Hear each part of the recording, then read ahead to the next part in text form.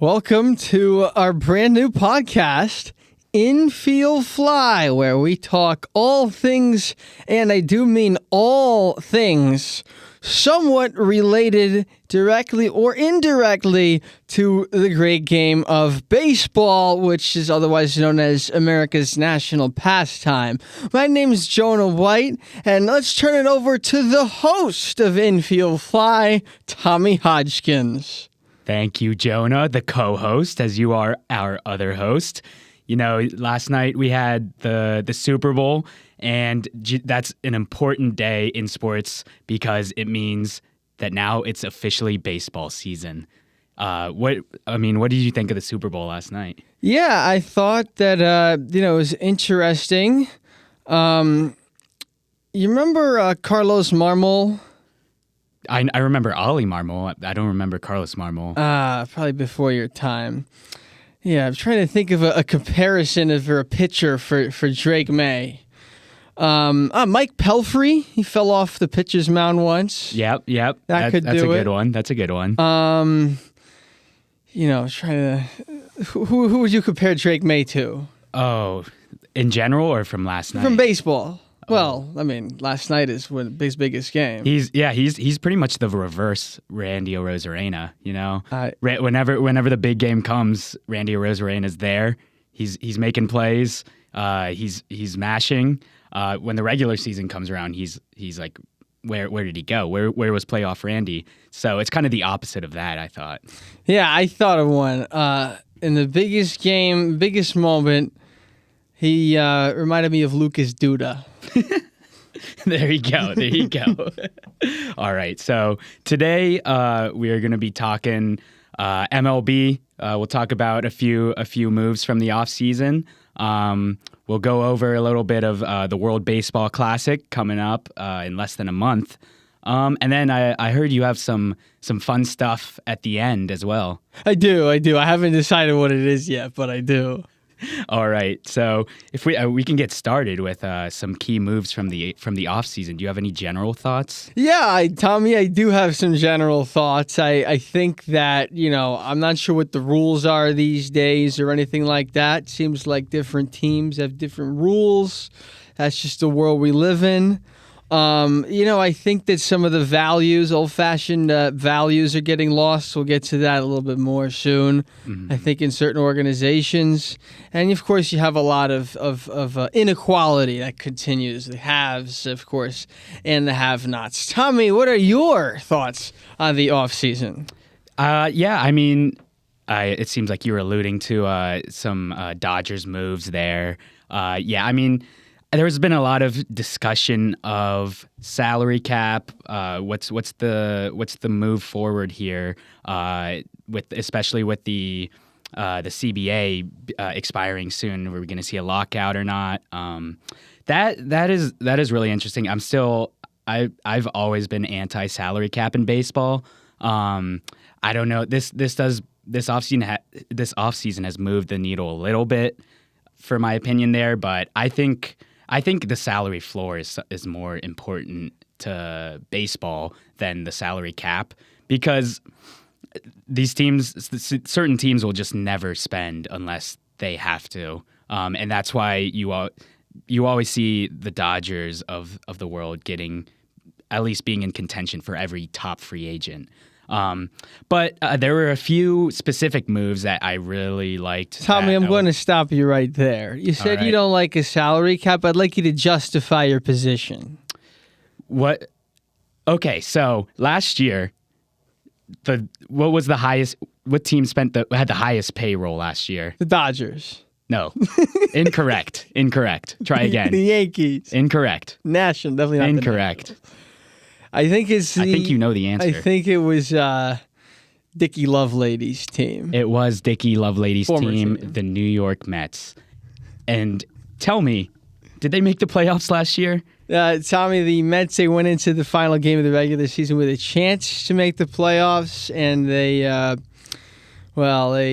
put up a 0 spot against the Fish. Mm-hmm. And then the Cincinnati Reds made the playoffs instead. They took that wild card spot. So they ran with it. In my opinion, I think that people saying there's no competitive balance in Major League Baseball is overblown. I think that's an overblown statement, and this is a topic we can get really into if we want to. But yeah, I just think that the lack of competitive balance is overblown by some people, and I think that the most important thing is incentivizing teams to spend, like to all teams to build the best team that they can, which obviously a lot of teams have not been doing that for decades. But yeah, we can get into some key moves from this offseason. I guess the first one is a more recent one. Framber Valdez signed with the Detroit Tigers. I really liked this move. This was really, really important for the Tigers. Who knows what Tarek Skubal, his future holds with the team. He had the whole arbitration situation where the Tigers weren't going to pay him what he deserves. But it seems like they'll have Skubal for this year at least, and adding Framber to be the number 2 in that rotation might make it the best 1-2 in all of baseball, in my opinion. I mean, you got the Mariners. You can pick any 2 pitchers from that rotation, and maybe the Blue Jays. But I think that the Tigers now have the best 1-2 in any rotation in baseball. Yeah, you got to feel a little bit too for Tigers catcher Dylan Dingler as well with the Framber Valdez signing. That is true. I mean, people were speculating whether that whole cross-up situation when Framber intentionally threw at his catcher that might have brought his price down. We don't know if it was intentional. I mean, yeah, that's true. But I think the Tigers may have gotten a bargain from that. But yeah, so they have Skubal, Valdez, Jack Flaherty, Casey Mize, Reese Olson, and maybe Jackson Jobe will come back eventually from injury. That just really bolsters the rotation for a team that made the playoffs last year. You ever seen Jake Rogers' mustache? I have, yeah. Wow, it's just put in. I googled the Tigers catches, and there it is, right there. It kind of jumps out at you. And Dylan Dingler, one of the best names in baseball, honestly. Yes, I would agree. I'd agree with that. Right up there with JJ Putz. Do you have any other moves from this offseason that stuck out to you? Yeah, but I better keep them to myself. We can get into the Mets later. Yeah. I can finish my moves and then you can talk about the Mets. Okay. Another big move I thought was Alex Bregman to the Cubs. Obviously, he was one of the best bats in free agency this offseason. Adding Bregman to the fold, especially after losing Tucker, really helps their lineup. Also allows them to it kind of pushes Matt Shaw out of the starting lineup, which wow, we don't have to get into it's not that, fair. But that I really think that infield is really solid now with Bregman, Swanson on the left side, Nico Horner, and Michael Busch on the right side. Very defensively good and offensively pretty damn good. I hope Matt Shaw at least enjoyed the halftime show the other day. I know, yeah, maybe. I'm not sure which one he watched, but. And then next, I have kind of a not as big of a name, but Brendan Donovan traded to the Seattle Mariners. I thought was interesting. They lost Jorge Polanco to your Mets. That's right. I honestly think that Donovan is an upgrade over Polanco. He could, just because his value on defense, he can really play any position, and yeah, he's an above average hitter, and he can fill in anywhere on defense. And then lastly, what I had here were the 2 big moves from the Toronto Blue Jays. They won the pennant this year. This offseason they go out and try to add to that roster. Dylan Cease, maybe the biggest name on the market from the pitching side, really bolsters their rotation. I think that their rotation is definitely one of the best in the MLB. And then they got Okamoto from the NPB. That's an interesting bat to add to their lineup. It'll be interesting to see how he adjusts to Major League Baseball. But I think that with all that protection he has in the lineup, he could turn out to be a really good ad for Toronto.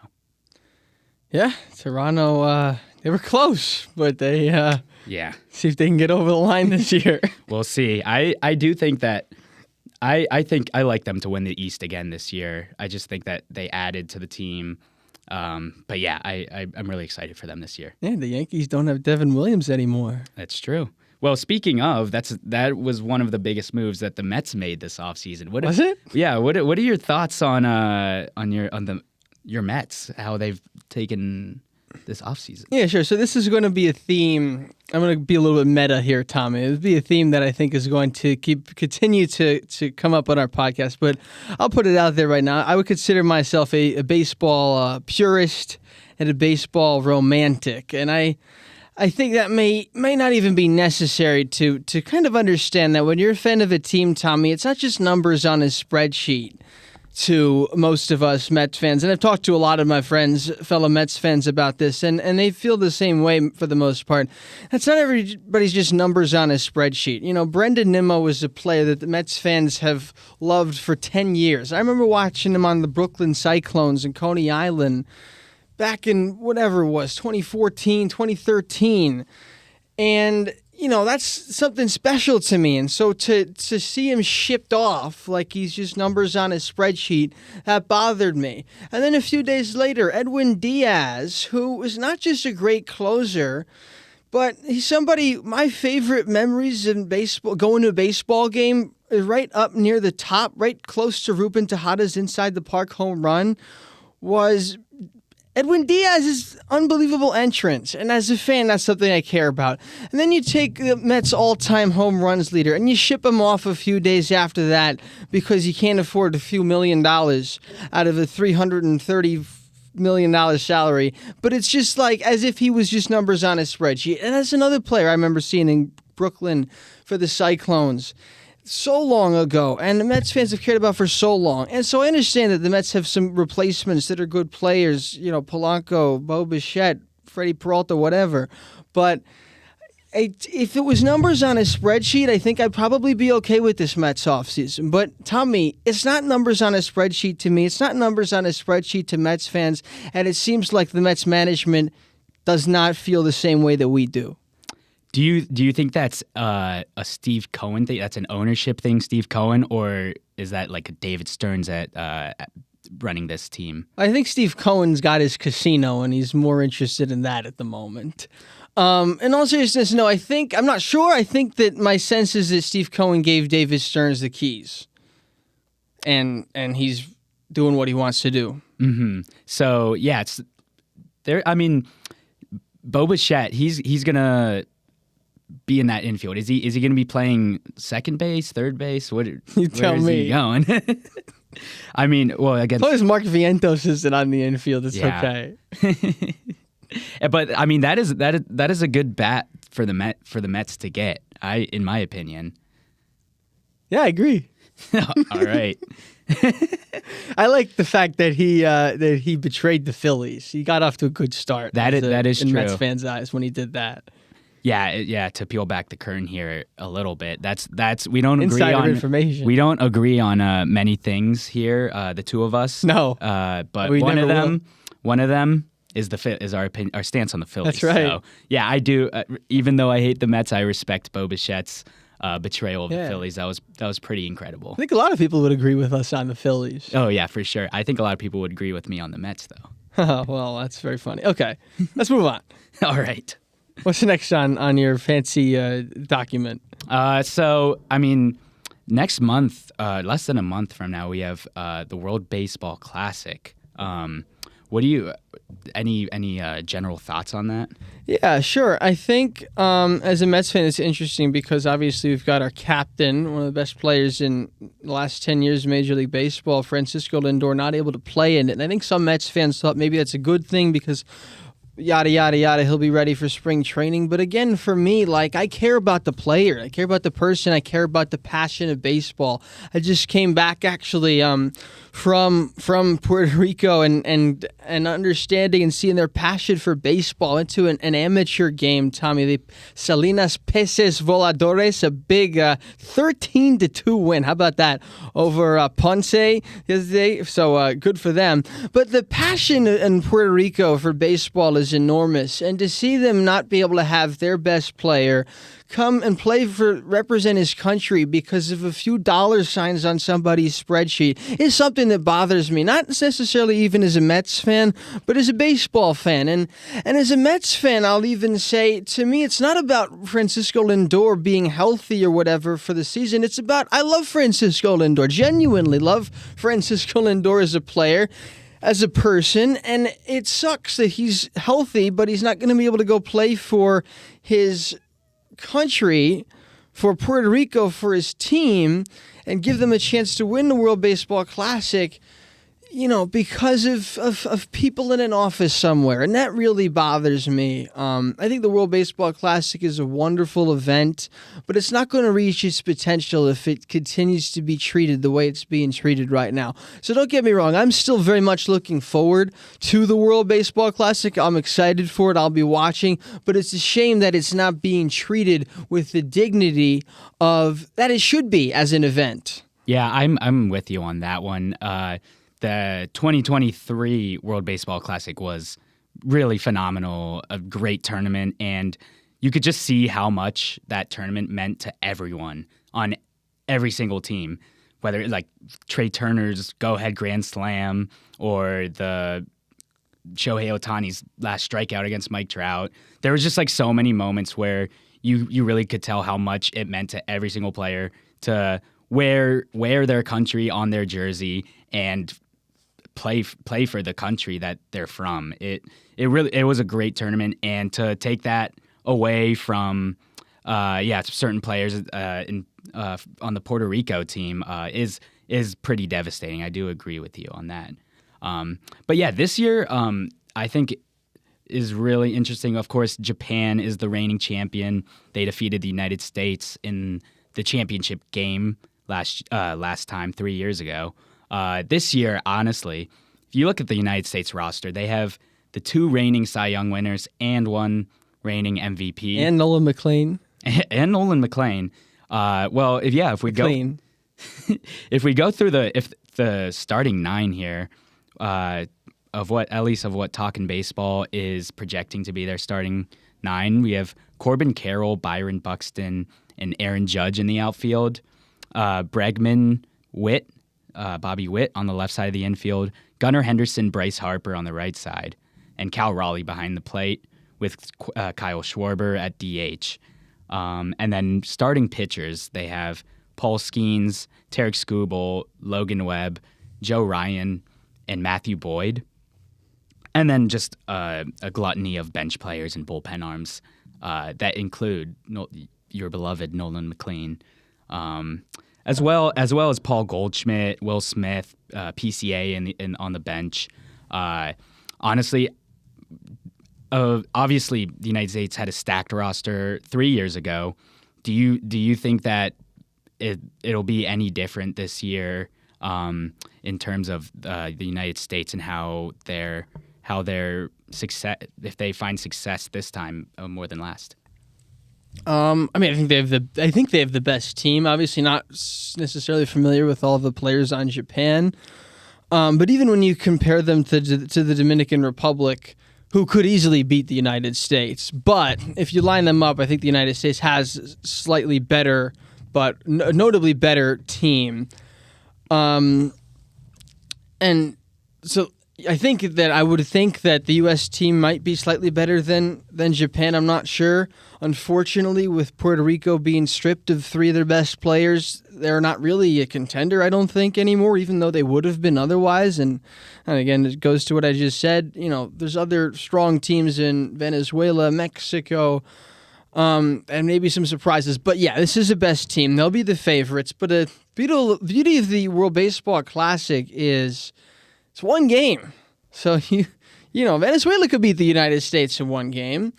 But yeah, pound for pound, this is the best team. I don't want to be ruin the fun, Tommy, but I noticed this. I haven't really seen anybody talk about this, and it's an issue for a different episode because I think it'd be interesting to go more in depth on this, and I'm not going to really talk about why. But I would observe, and correct me if I'm wrong, but of the U.S. team, I believe, I'm just looking up and down the roster, that the only player that's not white is Byron Buxton. I'm serious. Yeah. Look up and down the roster. Unless I'm missing somebody or I'm confused. That's you have Aaron Judge there. Yeah, but other than that, and Bryce Terang as well. But yeah, that's a good point. Right, Aaron Judge, true. But yeah, Bryce Terang looks pretty white to me. Yeah, I mean. That's true. But in all seriousness, I don't know. I don't think this is not what we're going to go super into now. But to me, I don't know. It's noteworthy and not in a good way. Mm-hmm. And another interesting part of that is American players such as Lars Nootbaar, for example, on the Japan roster, or a lot of American players. The Team Israel is basically completely made up of American players. So, and even Great Britain, you see a lot of American players or American British players who have multiple who come from both British and American background. But yeah, that is an interesting point. And I got one more point, Tommy, just to go back to the initial point about Lindor and the insurance and all that nonsense, and why it gets me so worked up. I mean, you saw Bad Bunny. Apparently, he offered to pay, and the Mets and the Dodgers and the Mets said no, and that bothers me. And then you have Miguel Rojas. I mean, the guy won the Dodgers a World Series, and they can't fork over a few dollars to let him play for his country. So I have a solution, Tommy. I'm all about solutions. I don't know if you know that about me, but I'm passionate about solutions, and I have a solution to this. Yeah, I think next time for the World Baseball Classic, you don't need to have any insurance or anything.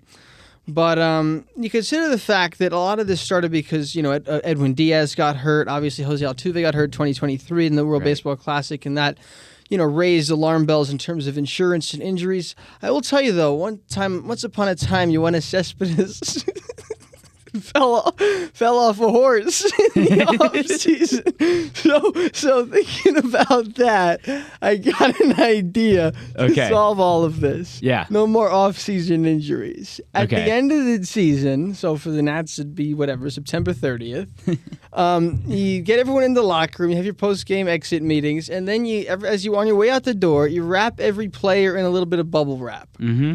You could leave their hands and their mouths so that they can eat.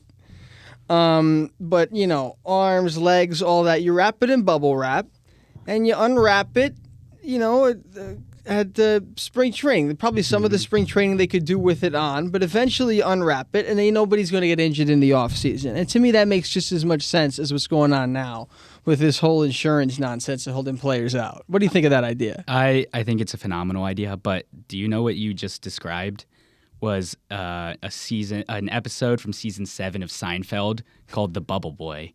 By the way, Jerry Seinfeld is one of the biggest Mets fans. This is true. This is why you should know about this. I did The know Bubble about Boy, this. Famous episode from Seinfeld.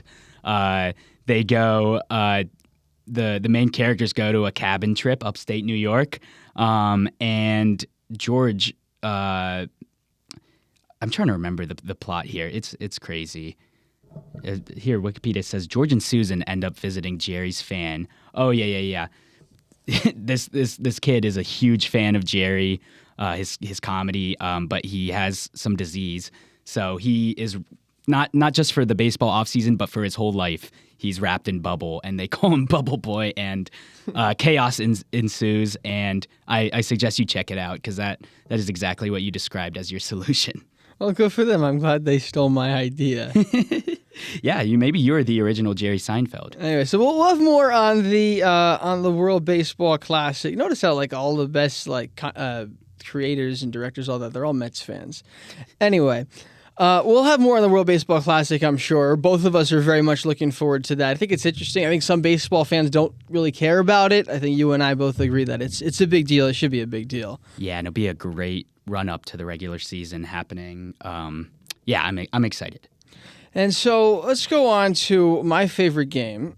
Sure. We'll have this game every week, and my idea is that when we have guests on, we'll invite the guests to play this game. We might have introduced other games, but this is the first game we have here on Infield Fly, and the game is called Stump Tommy. All right. I like this. And the idea of the game is very simple. You have to stump Tommy. There's no restrictions on how specific the question can be as long as you stump Tommy. Okay. So here's the first question. What are the consequences here? There's no Points? consequences. Okay. It's just embarrassment if you All get right. stumped. All right. So here's the first question. And this one's near and dear to my heart as I was at this game. On June 10th, 2025, Jeff McNeil hit a 10th inning walk-off single on the first pitch of the bottom of the 10th inning at Citi Field. I was there. I was sitting in the left field stands. Walk-off single against the Nationals to beat the Nationals. That's Tommy's favorite team. That is true. To beat the Nationals 5-4. Who scored on that play? Remember, it's extra innings, 10th inning, first pitch. Who scored on that play? See if we can stump Tommy. First pitch, it's whoever would have been batting right before Jeff McNeil in the lineup because of the extra inning base runner rule. Take your time. Take it through.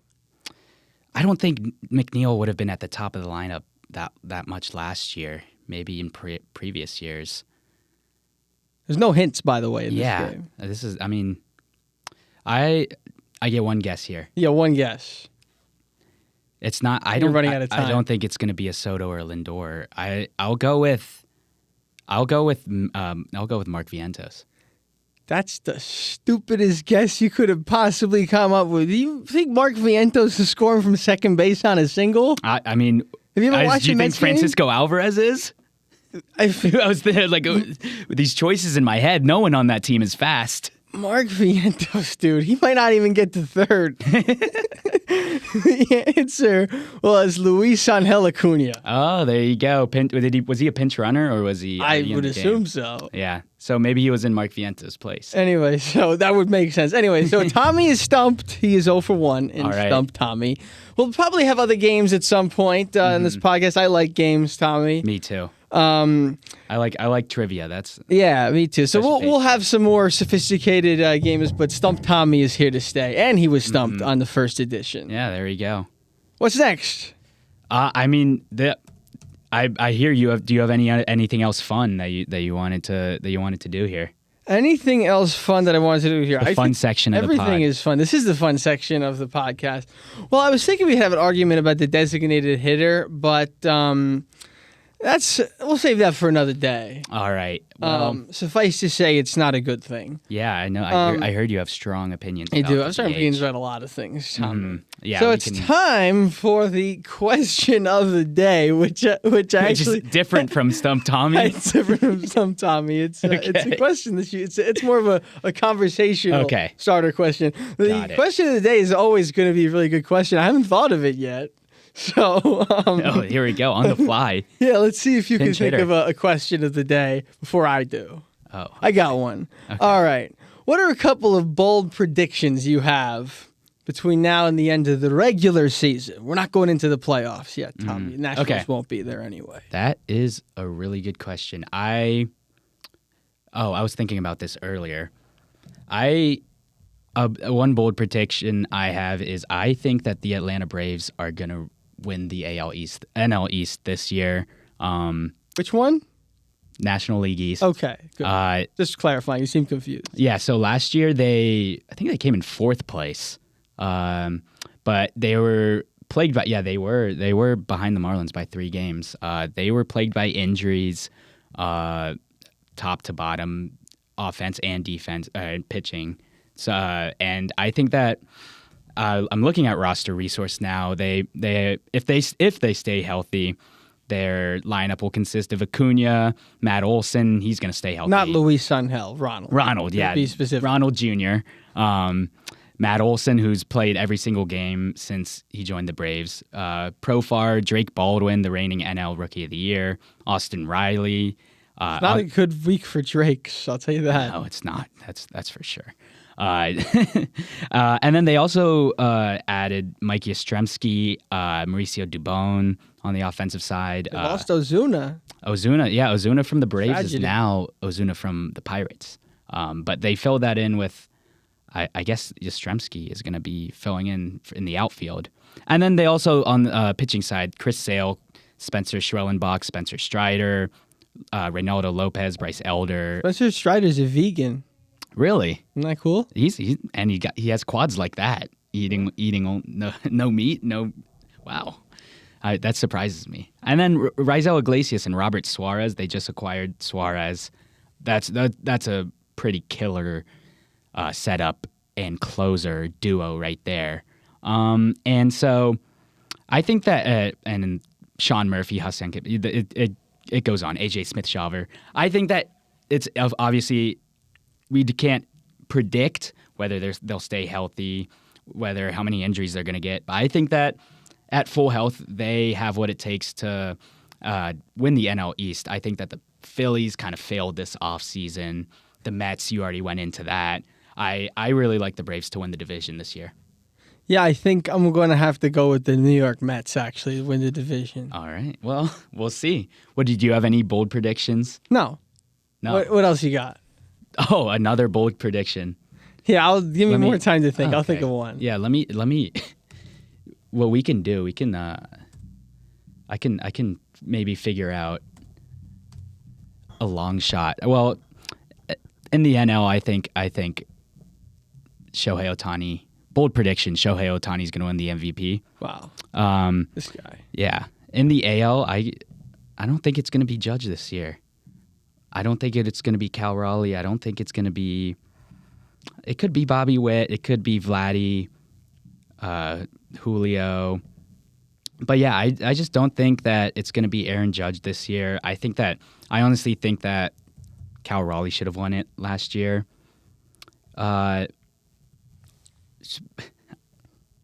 With AL MVP, you know what? I'm gonna go with. Who should I go with here? All right, I got one in the meantime. What do you think? My only reward prediction is it's a confident one. I think that we got a shoe-in for NL Rookie of the Year. It's going to be Nolan McLean. See, my thing with Rookie of the Year, it's so hard to predict the pitchers because you don't know how long they're going to pitch if they get injured. You don't know a lot of things, Tommy. Yeah, I know. It's a lot of unknown. But you know what? He's probably one of the front runners.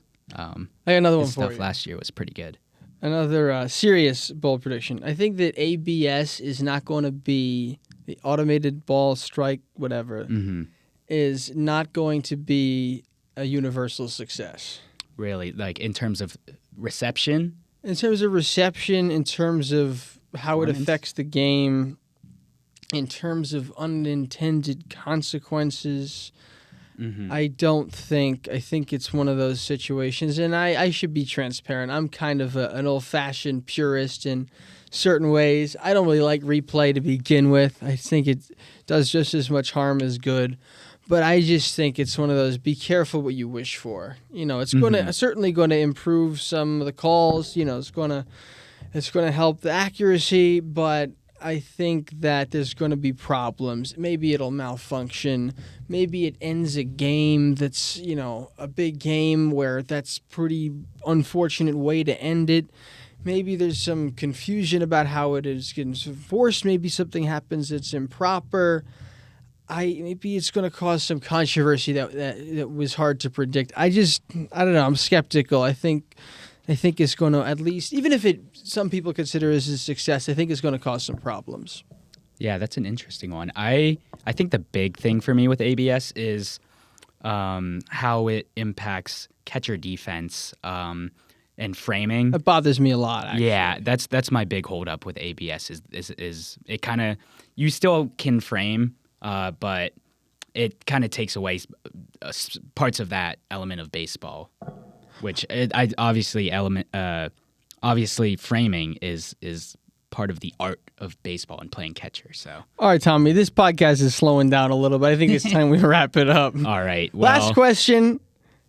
Player of the day. Name a player. Okay, Past or present. You got All right. 5 seconds. The first one that pops into your head. I am gonna go with Edwin Encarnacion, I'm going to go with Alex Call. my goat. And that is going to do it for the host, Tommy Hodgkins. I'm Jonah White, saying so long from 303 East Wacker Drive in Chicago. We'll see you next time on Infield Fly.